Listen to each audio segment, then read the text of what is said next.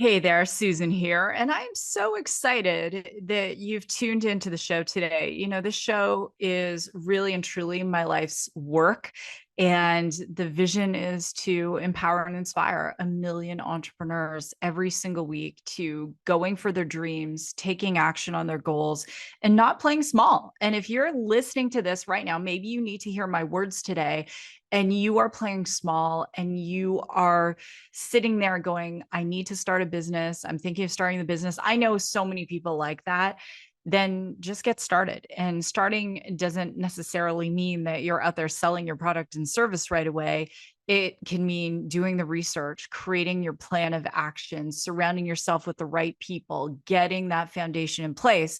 And that's what we're going to talk about today. My amazing guest is a long, long time friend. And it was really what we spoke about in the show in terms of this getting ready to get ready versus doing your research and taking those necessary steps. In the show, we're also going to talk about how you can improve your pitch, whether you're pitching to investors, you're pitching to potential customers, whether you're pitching your idea in front of a small audience or a big one. That's what we're going to talk about, and the 12 mistakes that people make. So my guest today is an amazing, amazing human being. And I'm going to read her bio. She is the principal and founder of Sjodin Communications, which is a public speaking, sales, training, and consulting firm. For over 30 years, she has served as a speaker and consultant for Fortune 500 companies, industry associations, academic conferences, CEOs, and members of Congress.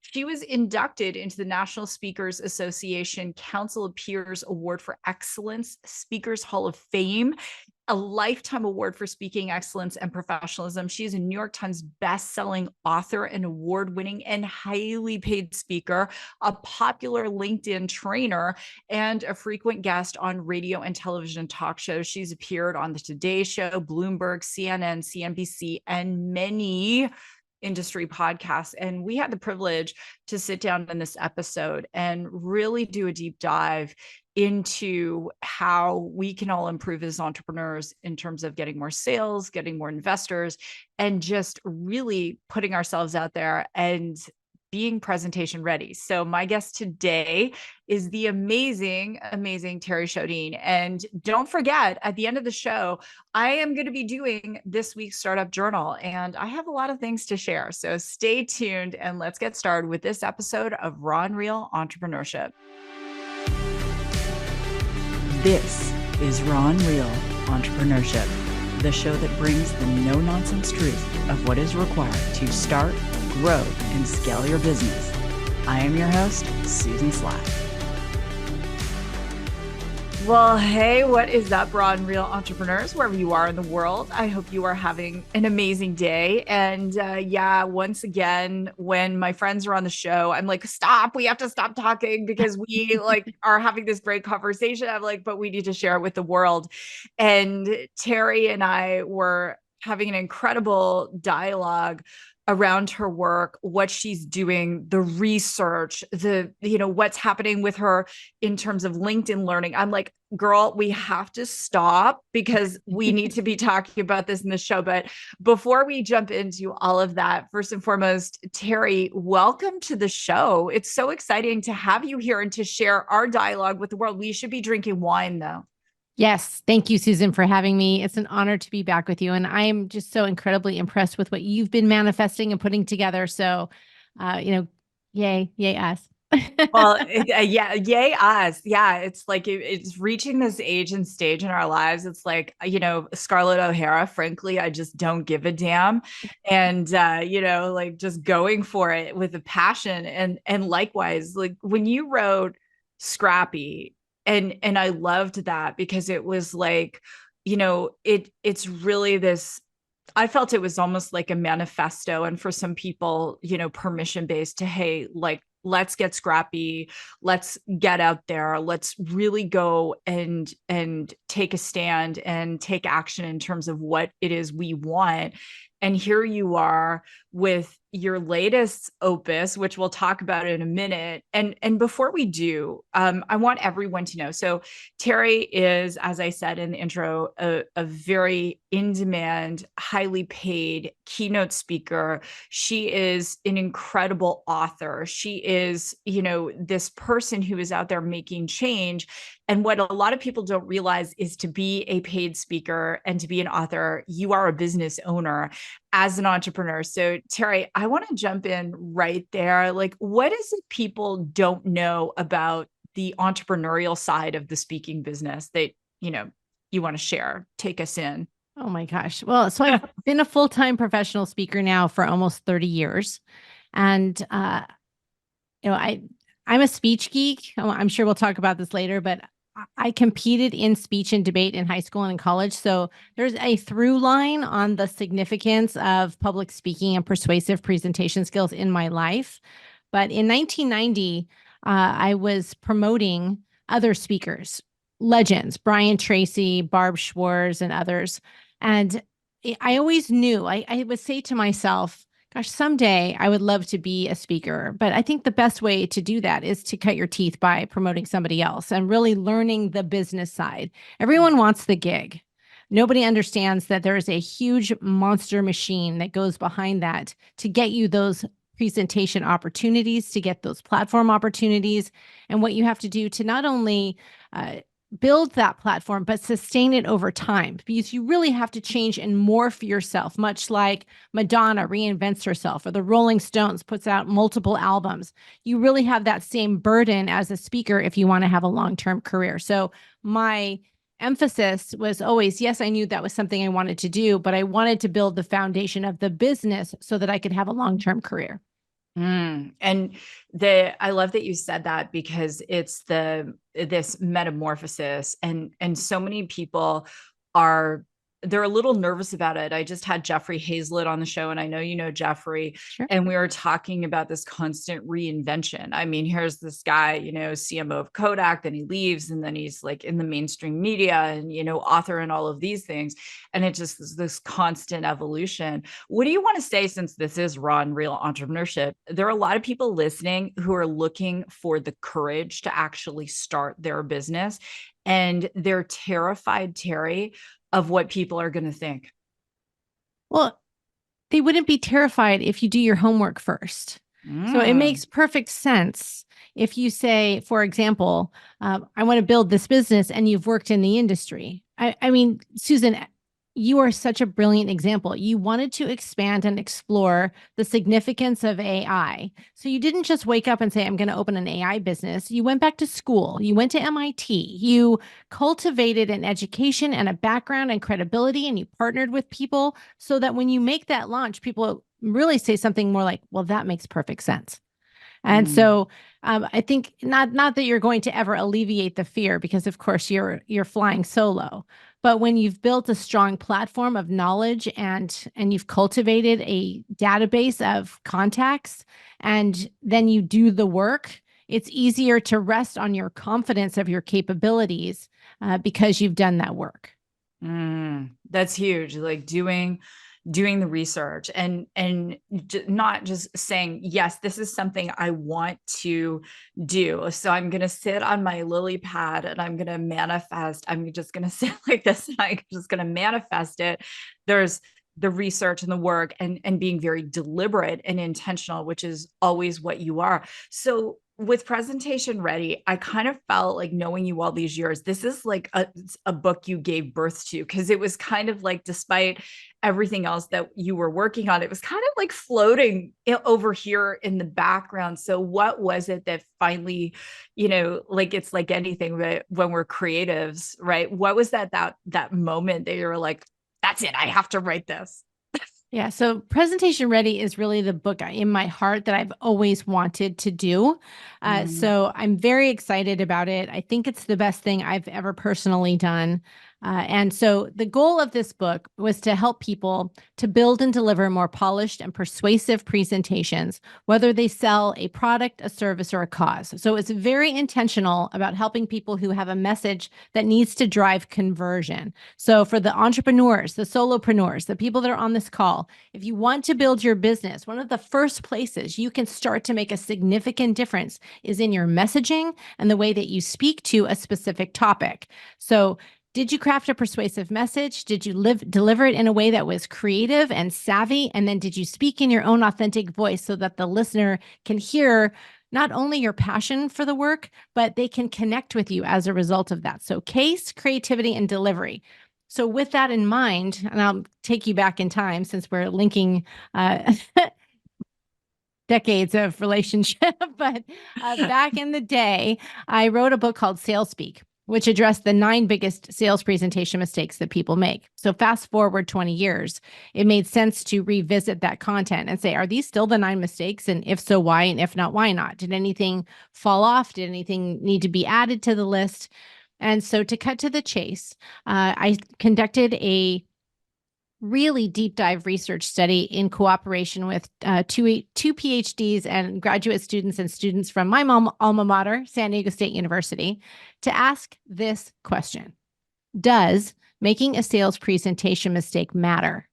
Does it cost you a win or a deal or an opportunity? And in that first phase of the study, over 2,500 participants from multiple generations selling multiple different types of products, services, and causes, the answer overwhelmingly was yes. And that 9 mistakes morphed to 12 mistakes. So then we said, wow, okay, thank you for sharing and being so transparent and telling us what you think those mistakes are. What are they? And so we heard all kinds of things, and we had all these incredible confessions from people who said, well, if I was honest and I look back, I think this, and this cost me. We then went to the listeners and we got their observations. So maybe somebody comes in, they present, and they didn't take action. And we said, why? Why did you say no to that opportunity or yes to this opportunity? So the dual perspectives in the book, in addition to identifying the mistakes, really helped us to surface some very tactical and practical solution steps for the readers. Well, that was lovely, as you know, until because we launched that research study report on May 5th of 2020, and it was amazing for 2 whole weeks. The pandemic hit, and we had to pivot to in virtual environments. So we decided to launch a phase 2, and phase 2 was almost a complete year of doing the same research, but strictly in virtual environments. And then the third and final year, which was post-pandemic, included in-person, virtual, and hybrid presentations, assessing, do these 12 mistakes still play out? And then what are the solution steps?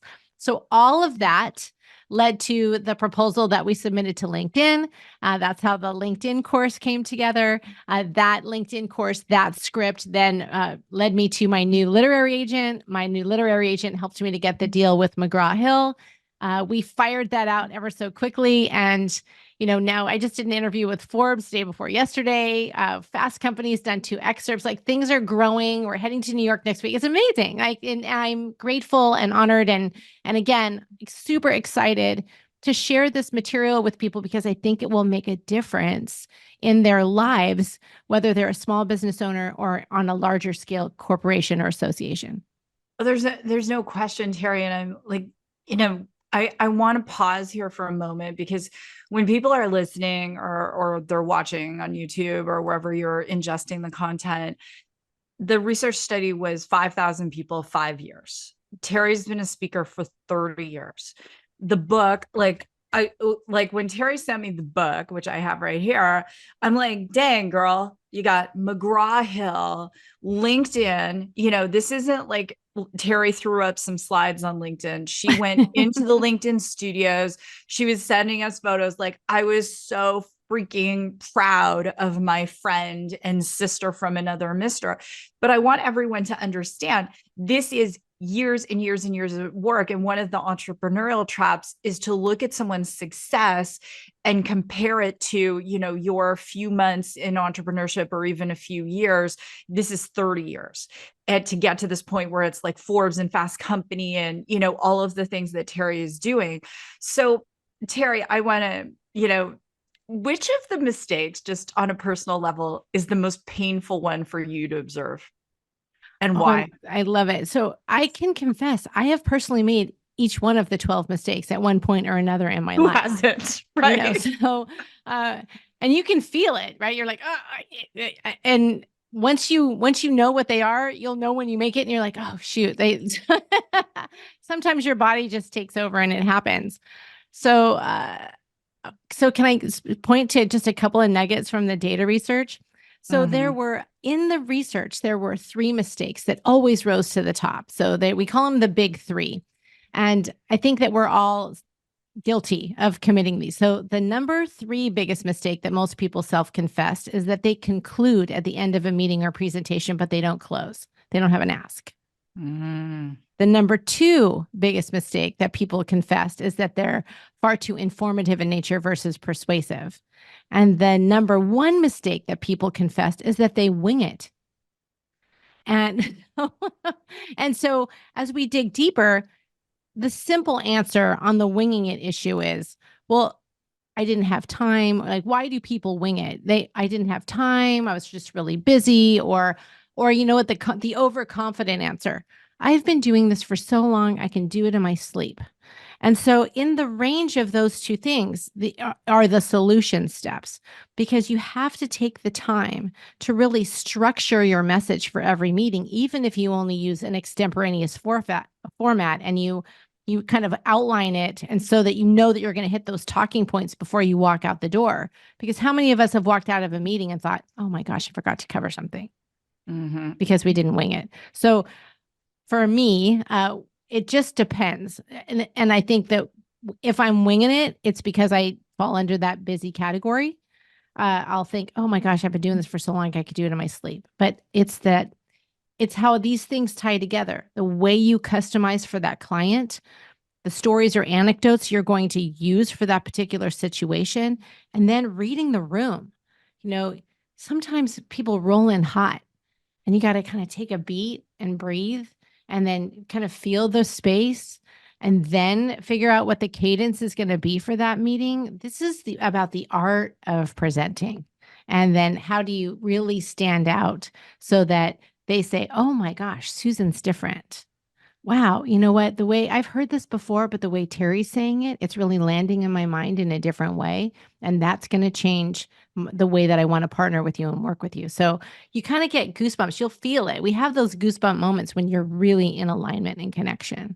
Yeah. And I love that you mentioned the winging it, because I'm because it's raw and real entrepreneurship. So I'm not even going to be nice about it. People wing it because it's really their ego. And it's like, we will always prioritize what we think is important. So the day Terri and I are doing the show, it is Jim's birthday. She was like, he woke up to balloons and magic and, everything, because that is a priority. Terri is freaking busy. You heard, Forbes, Fast Company, New York, like all of it. We all have a lot of things on our plate, but we will prioritize the people and the situations. And I would say, if you're so damn busy that you're winging your meetings, then you have too many meetings in your damn calendar, and you better claw it back.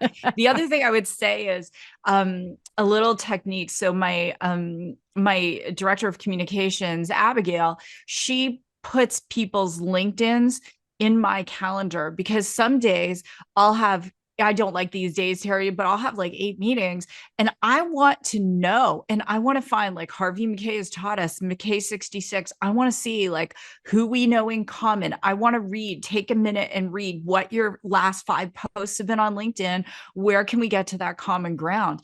And like I'm always, the question is, are you busy or are you productive? Because your bank account will tell you. This is Raw and Real Entrepreneurship. Okay, Terri. I love it. We talk a lot on the show about pitching and raising money, because a lot of our founders who come on the show Now I've interviewed almost 400 founders. They're raising money. They're raising angel money. They're raising seed capital, A rounds, whatever they're raising. I want to speak specifically to pitching, because this is, sometimes you have 5 minutes to do a pitch. What advice would you give to that person? Like, they've got 5 minutes to, it's like Shark Tank, but even less time. I know there's so much I can say about this topic, but you and I started talking about this before we jumped on the call. Even though the response on the research results said that the number one answer was winging it, I think that the number one most common mistake that people make is that they're overly informative versus persuasive. So when you're getting ready for your pitch meeting, you really want to allocate the most significant amount of time to your top 3 most compelling arguments. What is it you want to prove or say? And so when I'm sitting and I'm working with someone, I begin with, let's storyboard your message. And so I use a formula. It's in the book. It's called Monroe's motivated sequence. I can't take credit for that, but he's no longer on the planet. So I graciously can share his message with you. But Monroe suggested, if you really want to change the mind of a listener in a logical, clean way, no crazy, weird, manipulative closing tactics, then again, we use this debate strategy in a selling environment called Monroe's motivated sequence to help people understand the unique nuances and differences between a talk that's informative versus persuasive. And in that 5-step process, which we're not going to go into deep dive today, but I'll do a shameless plug. I encourage you to pick up Presentation Ready. But in the book, he talks about the fact that there are 5 steps: the attention step, the need step, the satisfaction step, the visualization step, and the action step. Now, from a simplistic standpoint, we go, of course, but it's the way we develop each of those steps that makes such a significant difference. So in the attention step, if you were coming to me and you're like, okay, let's work on our pitch, I would say, what are we going to say in that first 30 seconds or 5 seconds? We would take the 5 minutes, you divide it into 6 components, right? Introduction, 3 body points, a conclusion, and a close. You take the 6 components, you divide it into the 5 minutes, and you've got a little bit over a minute, maybe a minute 20 per component. So how would you open in your first minute and 20? That's going to give them what we would call an awakening or strike curiosity. It's not about a pithy quote or a statistic. It's how did you craft an awakening? Then when you go into the need step, it's why do they need you? And those are different arguments from the laundry list or grocery list that most people say, like, we've been doing this for 30 years. We're number 1 in the industry. We've done this, we've done that, and we've done this, and we've done, and it starts like a giant grocery list. That's not compelling. It's informative. It is not persuasive.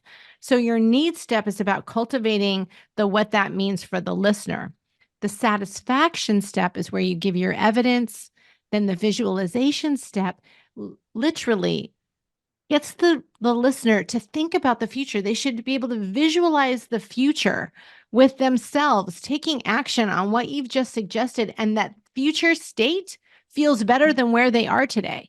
And if they aren't feeling that, the odds that they're going to move forward are probably pretty slim.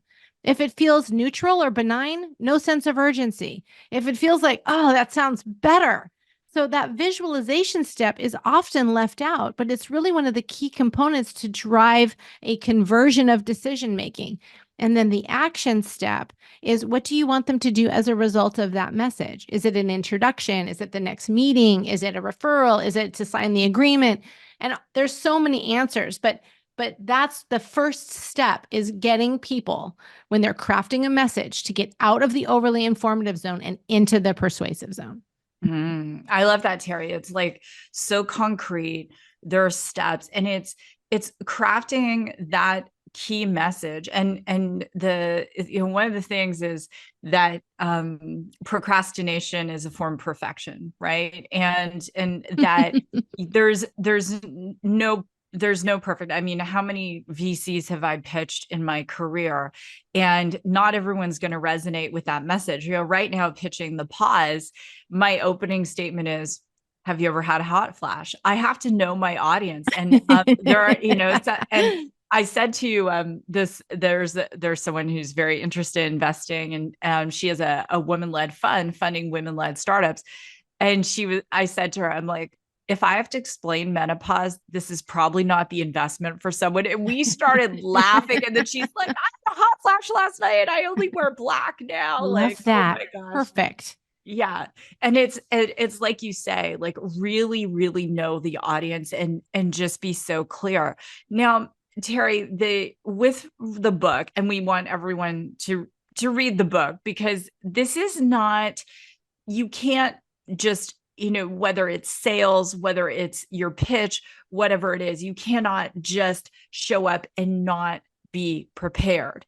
So can you give an example of, I guess someone who's doing it well? And you could even take from media or whatever you want to take from, again, Raw and Real Entrepreneurship, someone who should maybe publicly read your book because they are not doing it well. Oh my gosh. Well, that would open a can of worms. So I agree with you 100%.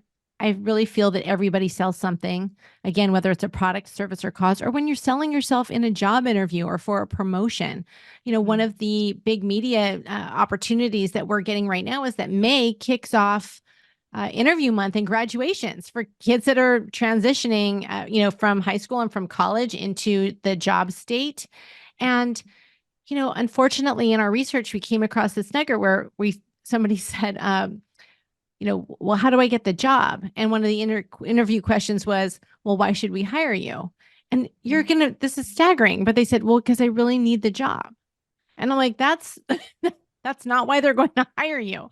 And so even a job interview is a persuasive message. And so what I want people to think about is and again, I'm not going to get into politics, but I think that debates on television are a national public job interview.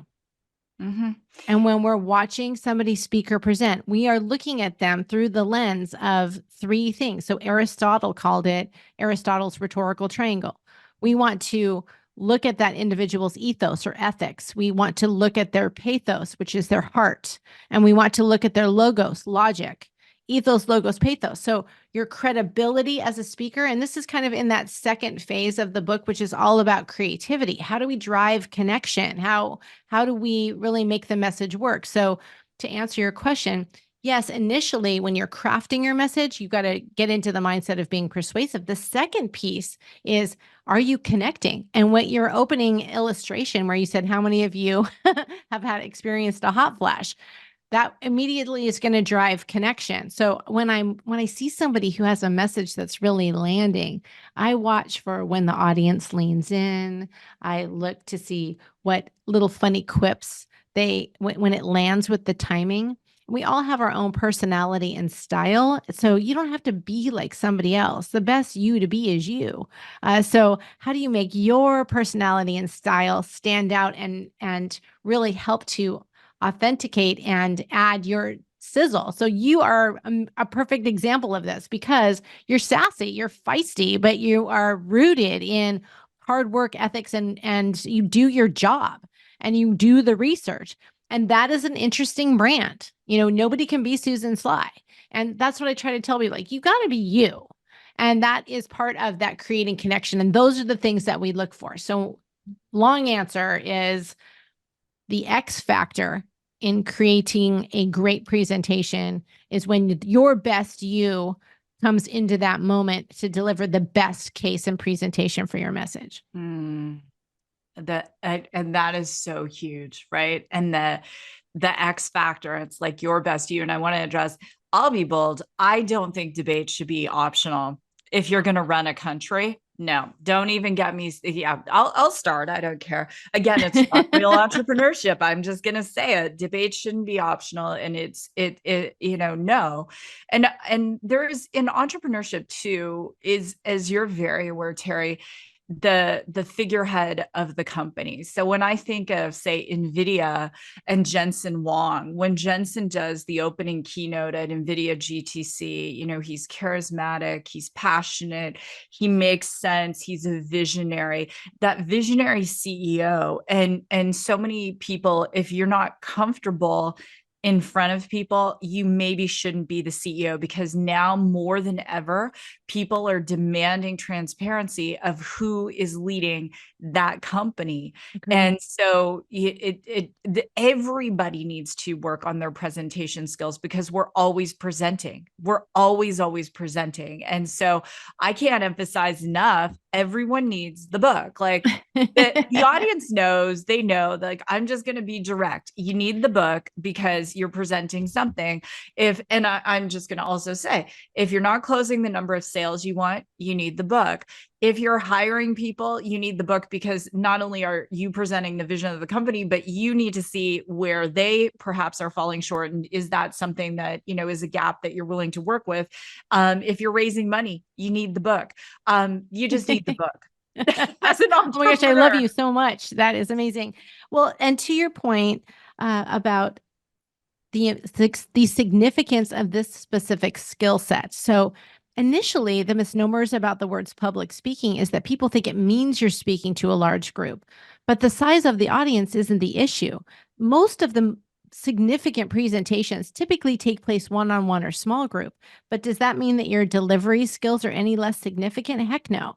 And when you think of a strong leader, even if we go back to a classic illustration of a Steve Jobs, I mean, people noticed when he gave a message, when he spoke, people would listen. You are the vision. You're communicating, you're selling internally. You're trying to get people to take action on your leadership strategy. And the way that you speak makes such a significant difference, which is a fabulous segue into the last section on delivery. So the number one thing that people noticed about others was that so we said, okay, what did people self-identify? And what people self-identified was the 3 issues I gave you. But when we asked them, okay, who better to judge salespeople than other salespeople? So when somebody's coming to you, pitching you, selling to you, what did you notice? And there were 2 things that stood out. The first one was that the presenter was boring, boring, boring. Right. So don't you think it's funny that most people self-identify as being overly informative, but other people are boring? And it's because of that third person effect. We don't see ourselves the way other people see us. And then the second one, which I think was one of the most painful in the research, is that verbal missteps, meaning everything from saying, like, using too many industry acronyms where nobody knows what you're talking about, swearing, people that were close talkers, right? Like feeling spatial relationships. So all of those things fall under that last category, which is delivery, which is a whole nother, can of worms in terms of how do we assess decision makers. Terri, it's so interesting about the self-awareness and the self-actualization, right? And thinking like, oh, that person's being overly. And I've seen it firsthand when especially in technology, where you'll have an engineer going, oh, that person is awful. And then if you ask them about their product, then suddenly they're talking about Kubernetes and they're talking about all of these different things. And to an audience that doesn't care, doesn't know, what they want to know is, what is the result and how does that benefit me, especially from the sales perspective, right? And so my final question for you is, while someone's waiting for their book to arrive, right? Yes. What is your best tip? What is your homework? Go into professor mode. What can someone do to work on right now while they're listening to this show and going, okay, I realize that I have been making these mistakes. So what should they do? So exactly what we're doing right now. We all have the gift of having access to video, whether it's in a Zoom call or using your video on your phone. And I would say, as uncomfortable as it may be, set up a mini scrimmage where you have somebody who's in front of you and you're pitching to them as if they were the client, that dream client or dream prospect, and you're trying to deliver your message to them and get it on film so that you can just sit in a quiet moment and watch the playback. And then in that reflection, as uncomfortable as it may be, you'll be able to look at your own presentation through the lens of the listener. It's one of the hardest things to do, but it's one of the most revealing things to do, because you can say, wow, did I address those talking points in my case? Was it creative? Did I tell a story that people could relate to? And then how was my body language? How was my facial expressions? How did I sound? How was my word selection? And when you look at those three things, just from that place of awareness, you're going to be able to start to make course corrections. But again, the gift of the book is that it's just going to help you to get there faster, to give you the solution steps to fix those things. But I think, as scary as it is, and trust me, I don't like it. I'm sure you don't either. I mean, when somebody shows me a video of one of my presentations, and I've been doing this for 30 years, I don't like it. I don't enjoy that experience. How do you feel about it?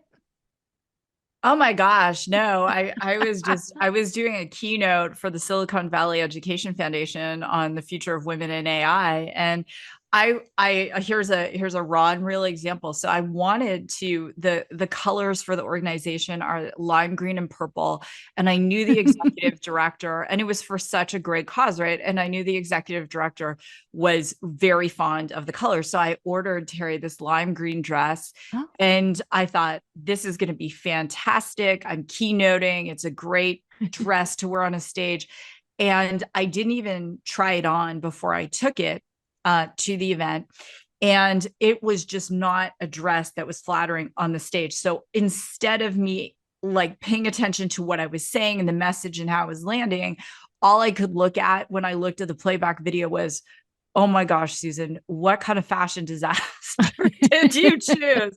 And if I was distracted by it, I'm sure someone else was too, right? And so to your point, no, I don't, but that's how I dissect it. That's how I get better. And it's this constant and never ending improvement, right? And I know you're exactly the same way. It's awful. And we, your voice sounds differently to you than it sounds to other people. But how many of us went into shock when we listened to the playback on our own outgoing voicemail message? Have you ever re-recorded it over and over and over again until you feel like you get it right? Why? Because once we become aware of the way we speak, we want to fix it. But, it's awful. But I don't know any other I don't know that. To me, that's the fastest way to course correct, because awareness is the first step to course correcting. And so sometimes people ask me, gosh, Terri, why did you focus on the mistakes in the book? And that's because you can't fix what you don't recognize as a problem. So that's the whole emphasis behind Presentation Ready and trying to help people get where they want to go. This is not a gotcha book. This book is designed to help you to see what your peers, your fellow colleagues, when they've been presenting, have struggled with, and then some solution steps to help you to get past it faster. And that, I have goosebumps just saying it to you, like at my core. That's what I want to help people to do on the planet. This is what I love to do. And when they call me afterwards and they say, I got the win, I got the deal, I got the job, I got the money, I got the funding, I got the speaking gig, I got it. Then that's how I sleep at night. That's how I think. That's my purposeful work on the planet. And that's when I get joy. So I can't wait to work on some of your stuff with you. Well, and Terri, and for everyone listening, wherever you are in the world, I've known Terri for a very long time, and Terri is the person that talks about the wins of the people that she is working with, that she is speaking to, the readers of her books. This is her life. When I opened up the book, I was like, girl, this is your life's opus. I don't know how you're going to top this with the next one. I really don't. Jack Canfield said, when you write that book that is your opus, when he wrote the Success Principles, he said, I didn't imagine that 10 years later, I would still be speaking on these. And when I read Presentation Ready, when I look at the 12 mistakes, and you said it, a pandemic didn't change 12 mistakes. In fact, it amplified what was already there. We saw people who, didn't wear, they showed up on screen, didn't even realize they were on screen, and they were dressed inappropriately. I won't even get into that. All of the different things that happened. And I really believe in my heart that this is going to be transformative, not just for everyone who hears this message, but for the audiences that are on the receiving end of it. So Terri, thank you so much. Go thank you for get the book wherever you buy books. Just go and get it. presentation ready. And you know what? Also, I'm going to do a big ask because very rarely do we sell anything on the show.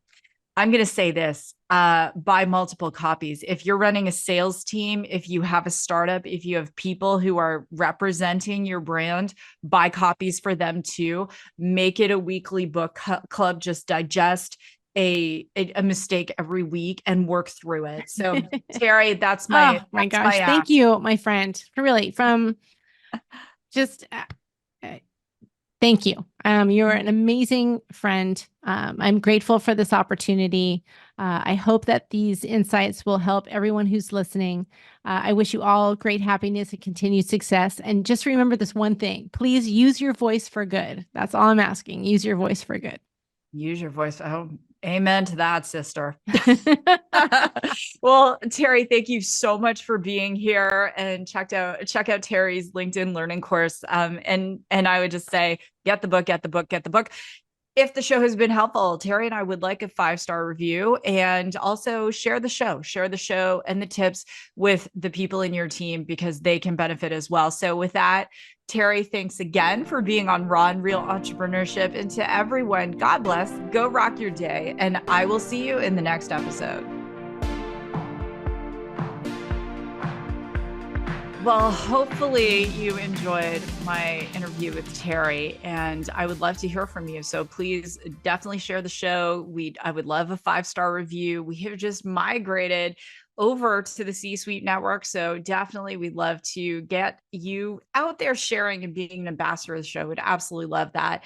And this week's Startup Journal is slightly different. And this is really for those of you who have aging parents, maybe you have kids at home and you're building a business. And so there's this constant back and forth and concern, and also with all of these different things that really can preoccupy our time. So in this week's show, I just got back from Canada, where I was cleaning out my father's house, where he has lived for over 4 decades. And the man was a bit of a hoarder. I'm not going to kid you. There were old newspapers there. There were documents that should have been shredded. I did 12 boxes of shredding. And there are things, honestly, that I saw that perhaps as a child, I didn't really need to see, to be very candid. It was exhausting. And I'd love to say to you that, it was such a privilege to get to do it. It was exhausting. It was dirty work. It was very, very long days, but it was necessary and it needed to be done. And the hardest thing, especially in terms of founding a startup, is that there's always, when you're starting a new business, there's a massive degree of excitement. There's also a lot of questions, especially for you as the founder and your team. They want to know certain things. And there I was doing this clean out. And to be really candid, it was tough. And I had tried to schedule in some meetings in between all of it. And I think that the biggest realization for me was that even for the things that were necessary, and I did hire people and I did get help to do it, there were certain things that I needed to decide. There were certain family artifacts that I needed to decide. Are we keeping that? Are we donating that? Or what are we doing?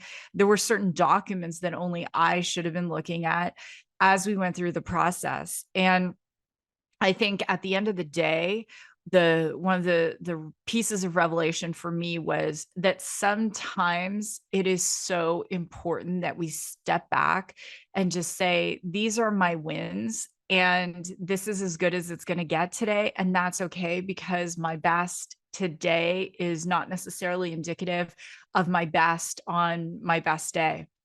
And that's what I really had to do. So it was taking that time at night and saying, okay, instead of beating myself up for, these are the 12 hours that I was cleaning out my dad's house as opposed to working on my business, what did I actually get done? And it was, at some points, it was scheduling a meeting, or it was responding to a Slack or a text, getting an answer, setting certain things up, responding to some emails, signing some documents. And that was the best I could do. And the reason I want to share that with you is that some of you are going through some life challenges. Maybe it is a negative health report. Maybe there's something going on financially. Maybe it's in your relationship. Maybe again, it's aging parents. Maybe a child is going a bit astray, or there's something going on with a close friend. Whatever it is that's going on for you, I've learned that you have to give yourself permission to be able to say that my best day today does not dictate my best day on my best day. And there are going to be times when life is going to prioritize for you. And that's perfectly okay. If you can afford to get help to do things, then do it. If you can, have some great friends to come in and support you, then do it. And just know that the more you try and do things alone, the harder it's going to be, and the harder you're going to be on yourself. So that's this week's journal. Love you guys to pieces, and I'm looking forward to seeing you in the next show and in next week's journal. Have an amazing, amazing day. And don't forget, you can always write in, give your feedback at susansly.com. And with that, God bless, and I will see you next week.